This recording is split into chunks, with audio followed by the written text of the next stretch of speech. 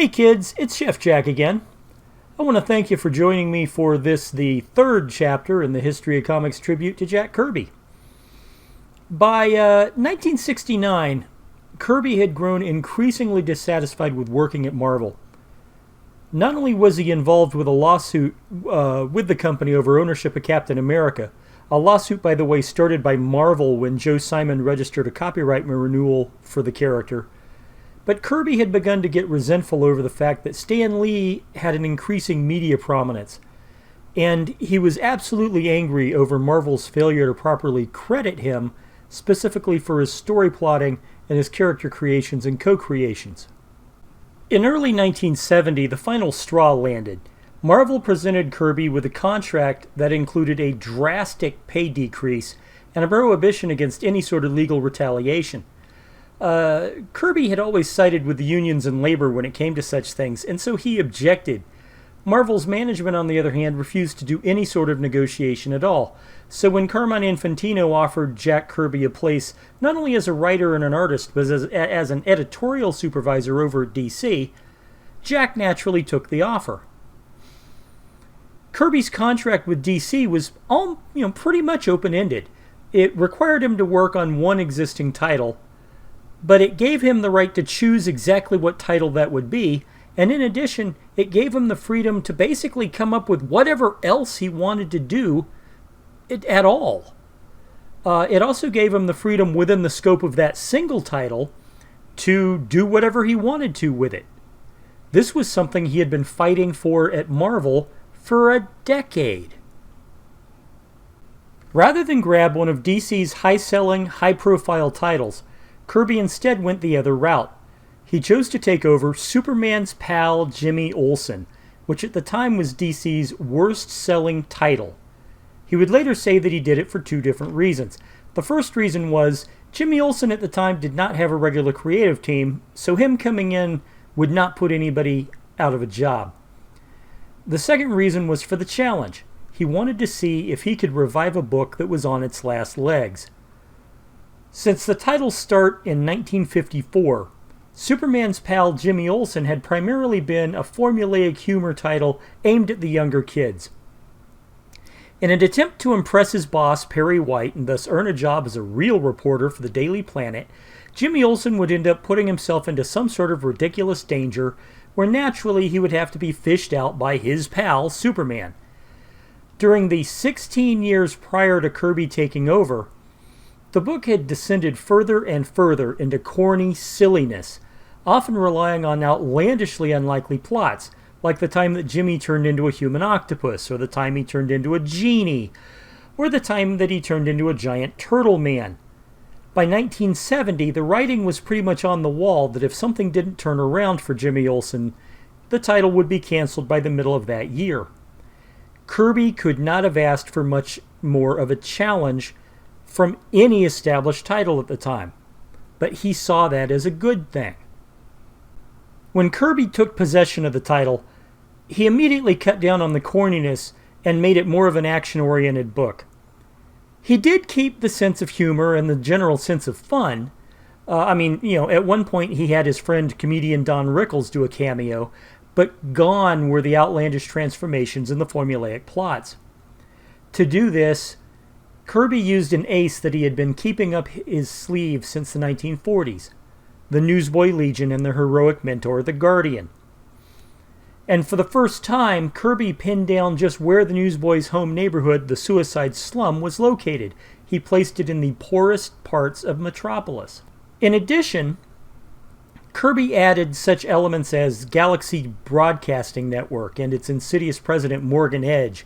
He reintroduced Lucy Lang as a potential love interest, and he used all of these elements to tell much more adventuresome, much more adult-oriented stories.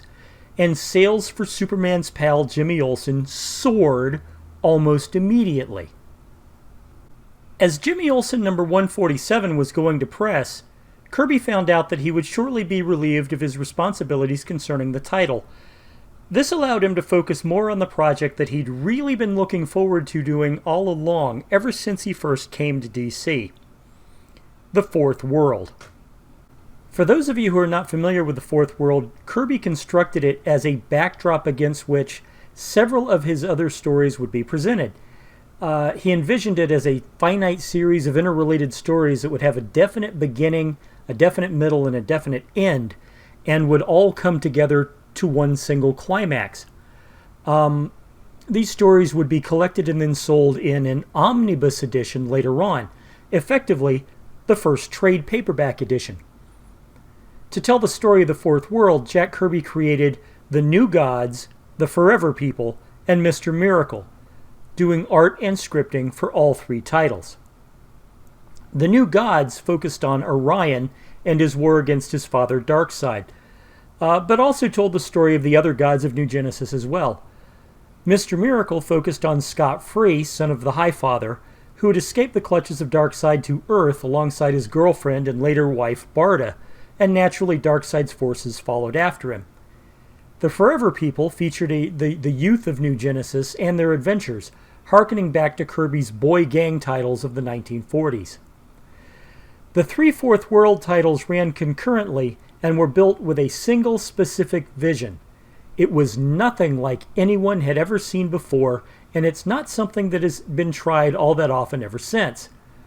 In fact, off the top of my head, the only other example I can think of is Grant Morrison's Seven Soldiers of Victory. The basic themes and plot of the Fourth World story originated back when Kirby was writing the Tales of Asgard stories for Marvel.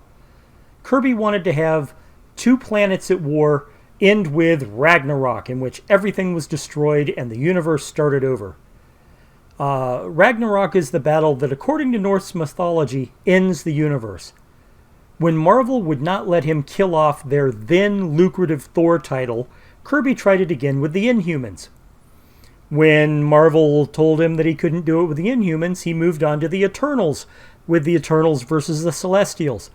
And again, Marvel said, no, you can't do that. So then he went over to DC, and DC was like, oh, you want to do this? Yeah, sure, go ahead. Here you go. So with the Fourth World, Kirby got to tell the story he always wanted to tell in the original context. As an interesting side note, Kirby kicked off the story of the New Gods with the very same image that ended his run on Thor, a planet torn in half and armored gods holding swords and dying on a fiery background. Of course, then came the problems. To be brutally honest, a lot of the Fourth World is uneven. The art varies in quality. The writing varies in quality. This was not surprising, given that Kirby was writing stories and coordinating them and creating thousands of little details all on his own. It was a juggling act, and as every juggler can tell you, sooner or later you're going to drop a ball. There are times in the various new the New Gods issues, or the Forever People issues, or Mr. Miracle, where it's pretty clear that Kirby has lost track of something, and he's making it up as he goes along.